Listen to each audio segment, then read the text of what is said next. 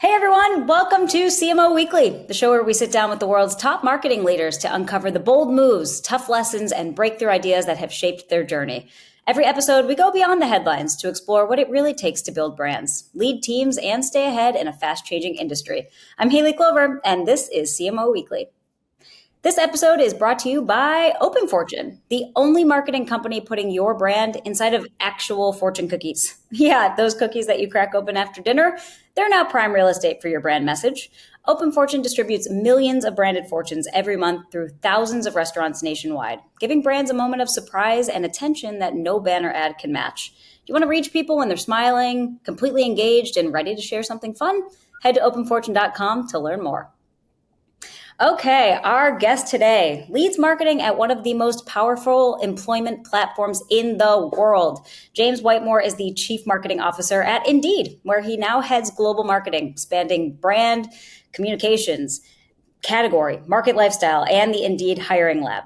With over 25 years in marketing and growth roles at tech and enterprise companies like Celigo and NetApp, James brings a fresh lens to Indeed, one that balances performance with storytelling, data with empathy, and brand with mission. In a moment when AI, labor markets, and work itself are shifting faster than ever, James is stepping in to help shape how people see, use, and trust Indeed. Welcome to the show, James. Thank you. Thank you for having me, Hayley.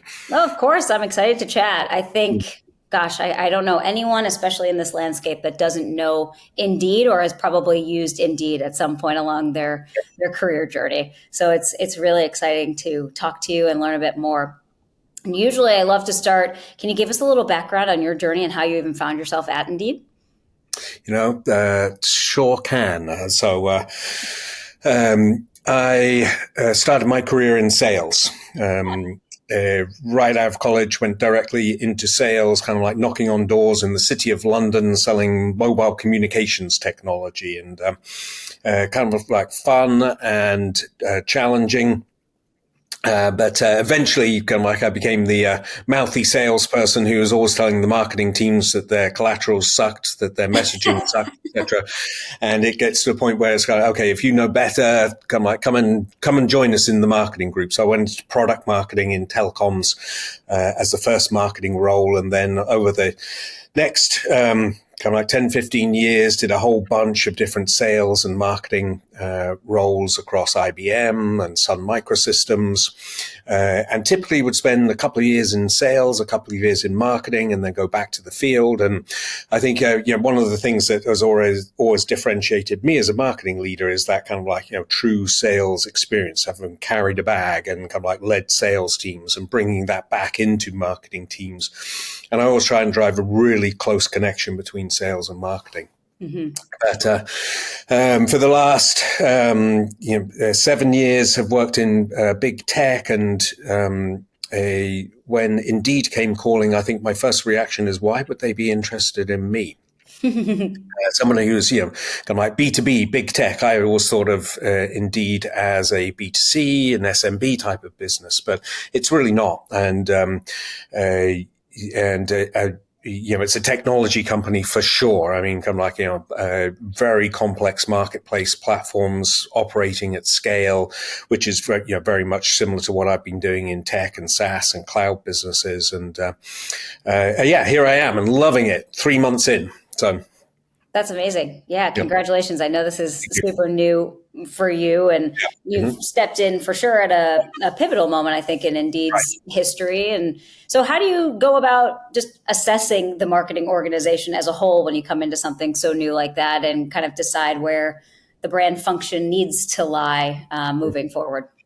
Well, I think the first thing for me is always to understand the business. And, this is a new business for me, and have taken a lot of time to make sure that I truly understand each part of the business. And we have 3 distinct parts of the business. There's the work that we do with job seekers. There's the work that we do with SMB clients, who represent probably 80% in terms of volume of clients. And then there's the work that we do with our enterprise client set, who represent 20% of our client base, but probably 90% of our revenue. And they're all really, really different. Job seekers, it's a very kind of like emotional time for them when they are looking for a job, and you're really trying to make sure that we make that process as simple and direct as possible. We work an audience base of around 615 million job seekers at any one time. But of course, only a fraction of that is actually active in the job seeker marketplace. So lots of kind of like, life cycle engagement. And then as soon as someone becomes active, then the programs shift. You've got an SMB audience who are not hiring professionals, and you have to guide them through the use of the platform and the technology so that they can get the right talent as quickly as possible. And then you've got enterprise clients who truly are talent acquisition professionals who are very, very kind of like, different in how they use the platform things. So understanding all of that dynamics is really key. And then you're looking at how we align our marketing teams across those businesses, and Indeed has been a very kind of like brand and performance marketing orientated company with a strong brand efforts. Like you said, I think everyone knows Indeed, right? The awareness is huge because of brand investments, but the business has been built on performance marketing, and you're really kind of like understanding how all of those resources align, and as the business shifts, how we shift resources. And then in the middle of that, how we build some new, more kind of like enterprise focused demand type of function that balances the brand and the performance marketing. So it's a lot. It's a lot. It's a Well, lot. so when you have three essentially different marketing arms that obviously all work together but have their own goals, do you try to create a message across the three that really fits from Indeed, or are they different messages for each audience? Well, I think, at any company, you've got to have kind of like that top line vision, right? And Indeed is a very mission driven company. It's driven around a mission. We help people get jobs, and you see that everywhere. And it starts kind of like every conversation. One thing that impressed me about Indeed is that in every conference room, there's an orange chair, and that orange chair nobody is allowed to sit in, but that represents the job seeker. The job seeker is always at the table. The mission is I know, it's kind of like it reminds everyone of that mission. So kind of like that drives us. And whether you're talking to the job seekers or an employer audience, we start with that mission of we help people get jobs. And the kind of like message platform kind of like then trees out under that, talking to specific job seekers, SMBs and enterprise clients, because they have different needs and use us in different ways. Right. You mentioned a massive number as you were kind of talking about the that first question. Did you say 650 million possible job seekers? Yep. Mm-hmm. Wow, that's a lot. But I mean, not surprising, because even if you have a job, it makes sense to sometimes be looking for what's out there if you're not necessarily totally in love with what you're doing. But how do you take all of that data, and I think you maybe touched on it a little bit, that your maybe internal systems shift a bit when somebody actually starts making some types of actions on site, but how do you all sift through data at that large of an amount to really make sure that, like you said, the marketing that you're using is performing in the ways that it needs to be performing? That's where AI is changing things, and the way that it's been done in the past is it will not be the way it's done in the future. And we're using a lot of tools to help do propensity modeling across that job seeker base, understanding all of the kind of like triggers and signs to say that those people may be becoming dissatisfied with their current work, may have been laid off, maybe kind of like coming into the job market, and then kind of like hitting them with relevant content. And that concept of kind of like, salience and relevance, and Indeed, like a brand like Indeed is so key. You've got to keep a top line brand message going, but as soon as you see the right triggers, you've got to start delivering content that is very relevant to their needs right now. Right. And that's how AI is, one of the ways in which AI is helping us, and some massive projects going on across the company to build kind of like single data set instances that pull all the different kind of like, sources of information together to deploy propensity modeling tools, which feed into content generation tools that can help us personalize content at scale.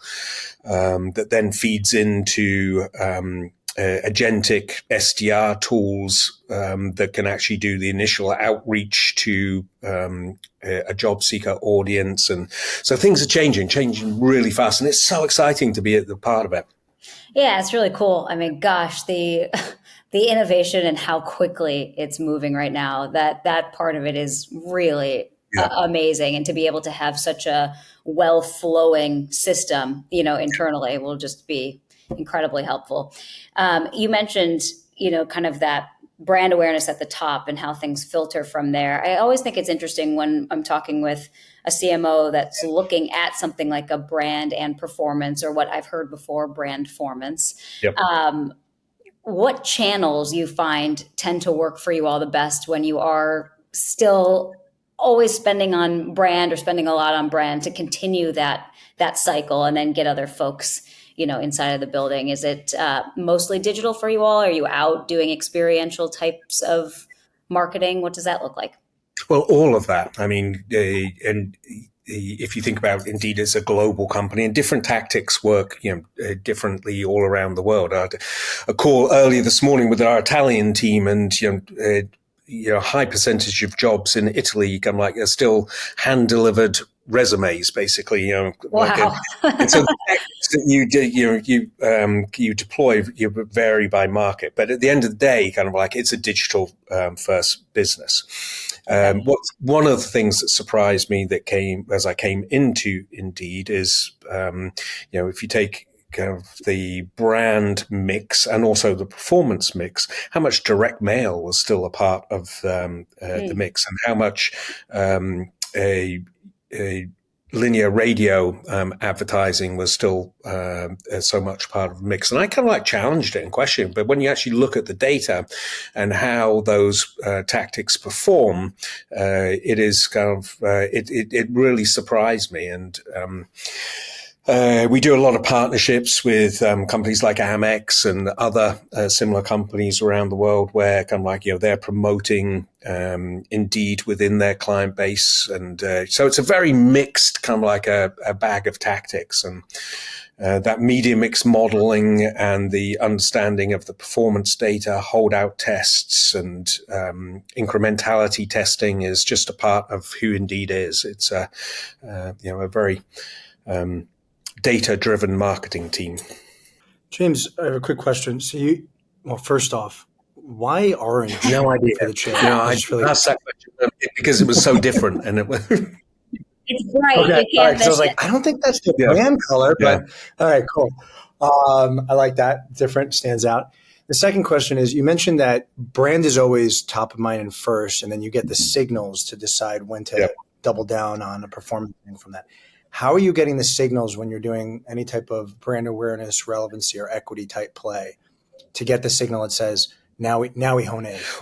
From within our own platform, right? There's billions and billions of data points that are collected. So if someone comes into the platform and updates their profile, that's kind of like a sign that, hey, something is going on here.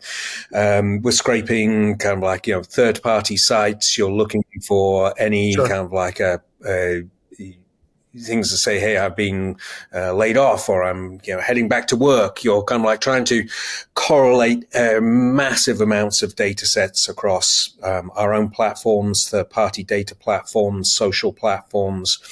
Just looking for those triggers and alerts, basically. I'm thinking less in the product, more external outside of the product. Like, are there certain signals that you get to say, we're seeing a certain amount of spike in job seekers in one holdout test that we did in a market where we did a lot of brand awareness in terms of I don't know. I'm looking at the Sphere right now in Vegas, right? We took over the Sphere, and all of a sudden we got a big spike of job seekers, and that's what got us to double down and do more in Vegas or more things like that.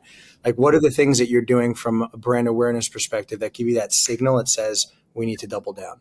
I think again, it depends on the market, but the correlation that we have. One of the things that I love about Indeed's business is the immediacy of it, right?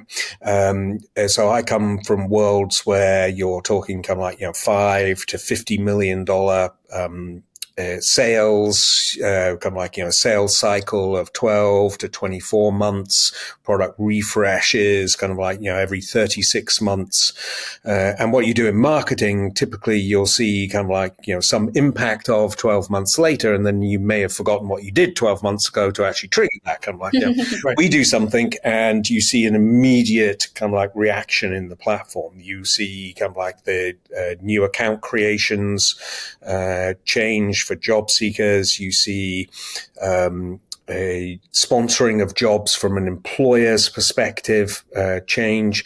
And it's important to understand the business, right? So from an employer perspective, anyone can post a job on Indeed and not pay for it. But the way we monetize is by people sponsoring and promoting their jobs. And if those characteristics change, you see it. Those are what you see. So, we'll run, like this past weekend, we did a massive takeover of NFL, Fox NFL games. And the data this morning shows that in the markets where those were shown, there was a significant spike in traffic, in new job seeker acquisitions, and you see it. So you're looking at all those things. Okay, I like that. So for you, that you can see the signal in terms of overall traffic and sign up on the job seeker side. And then what do you, just flipping the script, obviously, because the beauty and the curse of a marketplace is that you have to focus on both sides of the equation. Exactly. So obviously the job seeker side, you're looking at a consumer level, like a sponsorship and activation with the NFL. Makes perfect sense. What do you do in order to generate that type of awareness for the enterprise or the SMB side?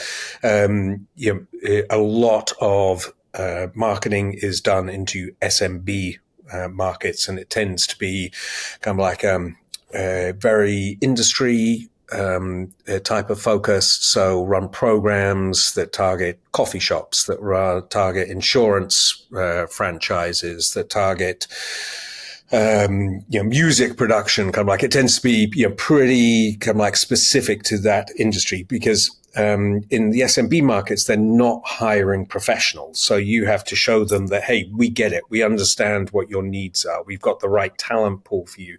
We can make this very easy for you. And what we have found is that talking to them about their specific problems, their specific talent needs is really key. And that tends to be very kind of like performance marketing orientated, rather than kind of like brand level type of campaigns. Understood. And then on the enterprise side, you're just focusing on what exactly? Like, how do you get their attention? They just know you already, kind of thing, or is it more you're kind of using your sales teams and account-based marketing, and a lot of work that the product marketing does on you're really making sure that those enterprise clients are using the full breadth of the portfolio. So there's a lot that Indeed does outside of just, posting jobs and providing candidates. A lot of work that we do on employer branding. If you think about it, if you're an Amazon or a FedEx or, anyone who's hiring kind of like thousands of drivers and warehouse workers, you're competing for talent. So kind of like, how we help them position themselves and their employer branding, et cetera, is very, very key to the work we do with an enterprise client. Kind of acting like a consultant to them on employer brand, and having Glassdoor as a part of the Indeed portfolio. So we work very closely with the Glassdoor teams on enterprise marketing. It's very cool. You've only been there 3 months, but it sounds like obviously you have a pretty strong understanding of everything. So you came in and got down to business quickly. Mm-hmm. but you maybe haven't been part of a full campaign cycle yet. Or have you been? And is there a campaign that you've been really excited about that you've seen already in your 3 months? Or is there, something that you already can think, oh, I'd like to try this with Indeed, just from, maybe something that's sparked from past experience that you've had? I did get to be a part of a brand new campaign cycle. Great. It launched yesterday, which is great.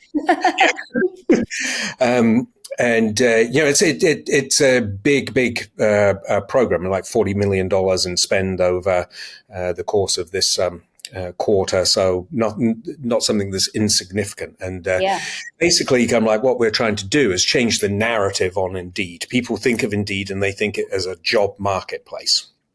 Like I said before, Indeed does so much more than just a job marketplace. So step number one is trying to articulate to job seekers that they can be using Indeed for much more than just finding a job.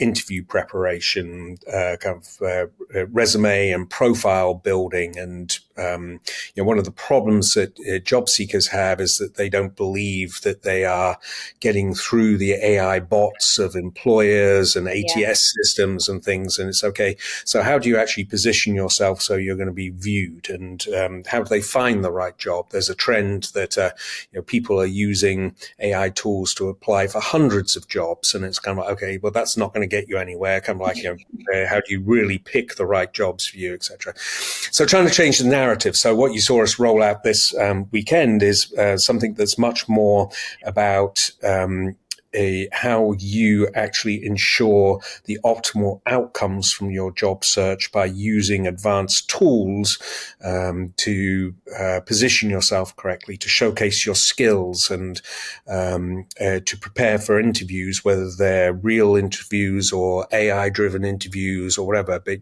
show up prepared, and how you use all of this technology to your advantage. So in the past, kind of like, Indeed's campaigns were very much kind of like, hey, you can find a job on Indeed. Right. Now it's much more kind of like, empathetic to their journey of trying to find a job. Yeah, you can still find the job on Indeed, but let us help you get the job on Indeed. The job. Yeah. I think for me, kind of like, well, I believe, and I, kind of like look at my kids, and kind of like, when they're looking for jobs, kind of like, you got to be really clear on what you are looking for, and you've got to be able to position yourself for that job, not use AI tools to just blast stuff out and see what will happen, right? For sure, because I do, like you said, and it's something that I've seen even this, past job search that I was doing. It was a worry of mine with those ATS systems, and feeling like you're already kind of up against a wall before you ever even get started. And so I can understand and, like you said, empathize with everyone that's looking for work, having a place that can give you more guidance on that, and just give you a bit of trust, like, hey, you are doing the right thing by tailoring every single resume and your cover letters and all of these things, and we'll help you do it along the way. And it will work. You just kind of have to keep going. Yep, exactly. James, can you elaborate a little bit more on exactly what you guys did to articulate that message for job seekers? You're talking about a 40 million spend over the course of a quarter. Like, what were some of the things that you just quote unquote press the button on this weekend? And I know it's not actually a button, but a button somewhere for sure. We're launching. Somewhere there will be a button. So there's kind of like what rolled out this weekend are three very distinct kind of themes of content. And the first one is really geared to make the point that better profiles lead to better outcomes. So if you look at a job seeker profile completion within the platform, which gives the ability to detail much more about you and your experiences and your qualifications than a resume does, because people try and get the resume down to 1 or 2 pages. A profile allows you to build a complete profile of yourself. So don't just upload your resume, build out your profile. Better profiles lead to better outcomes. You are more searchable. You will be more closely matched with the right jobs. So this whole kind of like concept is you are so much more than your resume. And that's one theme. Second theme is around interview preparation and how you use the tools to be actually prepared for interviews. And so much more interviewing is happening by AI in the initial screening stages, and kind of like, how you actually deal with that. Kind of like, there's not a lot of understanding of how to show up for an AI interview and get through that and make it through. So kind of like how you use these kind of like, interview tips and tricks and tools, etc. And then the third stream is around how to really understand where you are in your career and use all the tools that we provide for kind of like company reviews and salary reviews. And, are you really ready for the next step? And when you are, what potential career opportunities should you be looking at? People, I believe, and we believe that people sometimes get too kind of like, streamlined. They get, maybe you're in warehouse logistics and kind of like you think the only next opportunity that will come to you is warehouse logistics. Okay, well, think outside of the box, people, and kind of like here's some things that your qualifications are a match for. Exactly. Tangential. So we're basically using their profile and experience data and then looking across all the millions of jobs that are posted and say, hey, you may not have thought about this, but this job is looking for similar characteristics as you. So trying to, Well, and there's really no one better, to lead insight on that than you. You mentioned at the top of this interview how you didn't think Indeed would even be interested in you because of your past experience, but obviously it translates very well. So, it's true. So you have these awesome themes. Love them. I think the first one is so important because it's like a little bit tactical, right? And gets to the point of like, hey, you want a better outcome? This is what you need to do on Indeed. It's not just about finding, it's about doing the work inside of Indeed to get the better outcome. You have this great content. How did you get it? Like, what did you do to actually roll out that message, right? Like all encompassing. Television commercials, and things that you mean? Yeah, that's so what happened. Kind of like a mix of things, tactics as always, but big television spots ranging from 60 seconds to 6 seconds.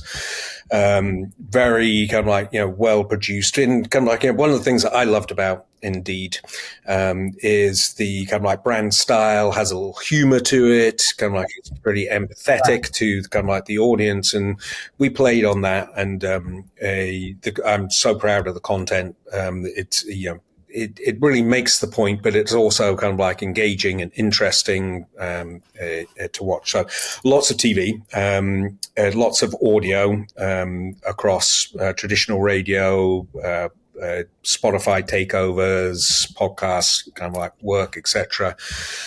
Lots of cinema. Cinema is a big thing, and we are working the Taylor Swift new album cinematic launch. There'll be lots of Taylor trivia and exciting stuff happening in cinemas. Get plenty of eyeballs. Exactly. That's a guarantee. It shouldn't be, but that is a guarantee. It is a guarantee. That's what we do. That's great. A lot of it is sports channel orientated. We do a lot of work in the sports arena because it just works, and broadening the kind of like portfolio of sports, not just American football, which you may tell by my accent. I'm not really interested in American football. Are you kidding? I didn't realize. Premier League soccer, different thing. I get it. Yeah. This is totally a tangent, but I have to throw it in because I just experienced my first European football match. Oh, it was amazing. I went to the Marseille PSG game in Marseille, and it was wild. Maybe one of the craziest sporting experiences I had ever experienced, but it was amazing. Yeah. And it's over and done in an hour and a half, and you can get on with your day. Very quick. Yeah. NFL is like 4 hours of your life. And then if your team loses, then you're depressed for a very long time, which is what happened to me yesterday. But yeah, it is what it is. But I can see that. It's, the audience of people that watch American football and sports here, it is the working, group of people that would be on Indeed and needing assistance there. So yeah, it makes total sense that would align. If you're doing this, one last question, I'll throw it back to Hayley. I'm just curious, when you're doing, audio, Spotify takeover, cinema, podcasts, sports, which totally get it, works, and you're doing it, let's say, in similar markets, maybe you're picking, I don't know, 10 DMAs, right? I don't know what it is.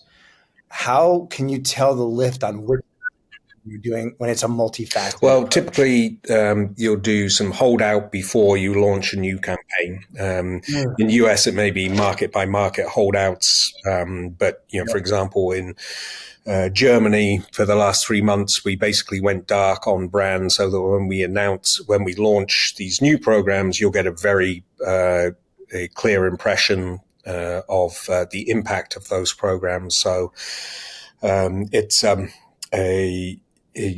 very much kind of like a scientific approach. And then we do a lot of incrementality work. We have a large marketing data science team that are, looking at all of the different programs we run from kind of like external vendors like Google, Apple, Meta, etc., and deduping with things that run in traditional linear radio, etc. So it's a science for sure. No doubt. I think in marketing, we're realizing more and more that it really is a balance between art and science, right? Like it has to be both. There's a gut intuition, and then you back that with the emotion, with logic from the science. Exactly. At the end of the day, like I said earlier, we get a really fast view of the impact on the business. And that's what matters, is what's the impact on the business. And within hours of running programs, you will see changes in job seeker activity, in sponsoring of jobs by employers, of posting of jobs, kind of like you see real-time changes in the platforms. I'm assuming the answer to this question is a yes, but I'll ask it anyway. Right? Is job seeker to a certain degree always on, where you're always marketing to the job seeker in some capacity? Obviously, in different times, different news cycles, different data points, you might go harder, but it's always steady, versus where enterprise and SMB, you might pull it back a little bit in certain times of economic shift. There's an always-on element to all of the programs, from the job seeker, SMB, enterprise. But what you're always looking for is imbalances in the marketplace. So, if we are seeing that, for example, a very large-scale coffee chain is not getting the volume of applicants for baristas that they need, we will know that on average, for say, kind of like, a barista position will take 20 applicants and take X number of days to fill a hire. If you see that change because there's not enough baristas in the marketplace, then you go run programs to bring more baristas into the marketplace. And if you see that from an employer perspective that there is kind of like, growing competition for baristas, you will go to your enterprise clients and you'll say, hey, here's some ways that you can do better at getting those clients. And that may be sponsoring jobs, premium packages, it may be employer brand work and things. So you're always looking at supply and demand in the marketplace, and it's very nuanced. It is so complex, and you have to keep a pulse on. Exactly. Again, kind of like Spider-Man. That's how you have to. That's the only way I can think about it. Like, holy crap. I figured out, I did a rough calculation. If you just look at our different audiences, the different stages in the marketing cycles, the different countries, the different industry verticals, if you put all that together, there are like 47,000 different combinations of programs that you could be running, kind of like stage, industry, country, kind of like, okay, can't do that. But kind of like, again, this is where AI is really helping us, and kind of like, pulling marketplace data on supply and demand that can feed into your content engines, that can feed into your email platforms and spit out media kind of like recommendations, etc. It'll change everything, and we love it. Really cool. That was some incredible insights. So thank you for taking us through all of that. We have like 2 minutes left, and what I'd love to do is our fast questions round that we get to at the end of these interviews. It's some things to learn more about you, and maybe a little less about Indeed specifically, and whatever the first answer is that come to your mind, just throw it out. All right? Wait, James. There is going to be one question thrown in there. It's very important. Okay. He's going to ask you that either you're going to make me $100 or make Hayley $100. So answer it the way you want, but you're going to know which one that is once it comes. Okay. Carlo makes $100 today. He'll be putting it all on red as he's in business. 100%. Actually, I'm putting it all on 11. Okay. All on 11. All right. That's for you, Hayley. James, what is your favorite city in the world? Athens. Pretty. Love Person, it. dead or alive, that you'd most like to sit down to dinner with? I would like to sit down to dinner with Margaret Thatcher. Oh, that would be so interesting. Okay, in one sentence, how would you sum up the internet? Weird and dangerous. Yeah, I agree. You could have even stopped at weird period, and that would have been a perfect sentence as well. What's the best advice that you've ever been given in your career? You can do whatever you want, but you just got to decide what it is that you want to do. It sounds simple, but harder than you think. I still ask so many people, what do you want to do? I don't know. If your team had to describe your vibe or your energy via a cocktail, what drink do you think they would say you were, and why? A Negroni. Oh, good one. It's fresh and fun. Love that. Do you have any totally random skills or hobbies that have nothing to do with your career? I am a painter. I like to paint weird abstract portraits. Oh, how cool. That's amazing. Have you ever posted any that we'd be able to see? I'm too shy, but I have like a collection of maybe 1,000 of them that one day I'll post. Oh, wow. That's so cool. You should totally post them. They should. And people kind of like I've worked with kind of like, we'll have to see if they can spot themselves in the. Yeah, exactly. Exactly. They're all based on real people at our company. Yeah. That's so funny. Oh, that's great. Okay, cool. Do you have any guilty pleasure brands or brands that you're always watching that you absolutely love, but maybe wouldn't necessarily want to admit? Below Decks. I'm kind of like completely hooked on Below Decks. I love that. A Bravo guy. Yes. That's great. Okay. Is it okay to sleep with socks on? No. My man. Not at all. Not cool at all. Not okay. Not okay. Just not okay. I wonder where you were going with that question. All right, James. I'm going to put my $100 today on 11. I would do 11 too. That would be. But we're going to split the $3,500, you and me. All right? Oh, that's okay. I won the last couple, so it's fair. That's true. Well, okay, wait. Here's the backstory. It used to be, do you sleep with socks on? And I was winning 90% of the time because only psychopaths stop that. Apparently, I'm a psychopath. Then without consulting me, James, she just switches it one day and she goes, is it okay to sleep with socks on? And it's almost like, yeah, I don't, but it's okay. Like they don't want to judge anybody. And now the balance has shifted. So I was like, all right, I'll let this slide because I've made way more dollars than you have. I don't feel weird about this at all because I grew up in Buffalo, New York. It's cold. I'm sorry. Sometimes you sleep with socks on and it's not weird. And then it just became a thing. They usually come off at some point in the middle of the night, but I don't think it's weird to go to bed for socks. Yeah, I don't know. I sneak into my son's room, James, just to steal. He's a sock sleeper. Like, I don't rate the sock sleeper. And I go in there, and he used to have bunk beds. I climb the bunk bed like a Grinch in the night. That's too serious. Slip the sock, throw the hamper, and get out of there. I was like, you can't be a sock sleeper, dude. Okay.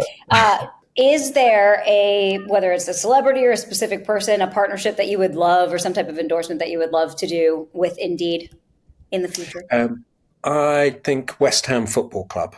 Oh, that would be fun. That would be really fun. And then another funny story. I went to London for the first time for work a few years ago. And this isn't West Ham specific, but I was speaking to a guy and he was talking about, he's a Tottenham fan. And Yep. I had said something about Tottenham, and he looked at me and said, "Don't ever say that again. Don't ever say that again." And I was like, "What'd I do?" Tottenham, I got it. I have to eat the H. Okay. Last question. If there are other brands that, let's say, early marketers that are listening should also be watching because you love how they're storytelling and what they're doing right now with their just marketing journey, what are those brands that you are watching? Personally, I love the work that Wall Street Journal is doing. And, again, what they're trying to do is change their perception from an old school media kind of to relevant to young audiences, and I think they're doing a really, really nice job.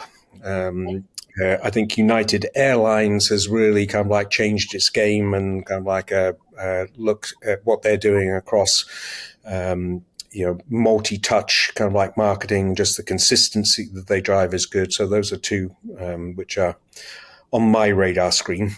Yeah, that's awesome. That's it. That's all I have for you. You passed with flying colors. All right. Well, let me know about number 11. And if you win, Carla. Yeah. I will let you know. If we win, we split it and we won't come back to Vegas. We get money and go somewhere else. Yeah. No.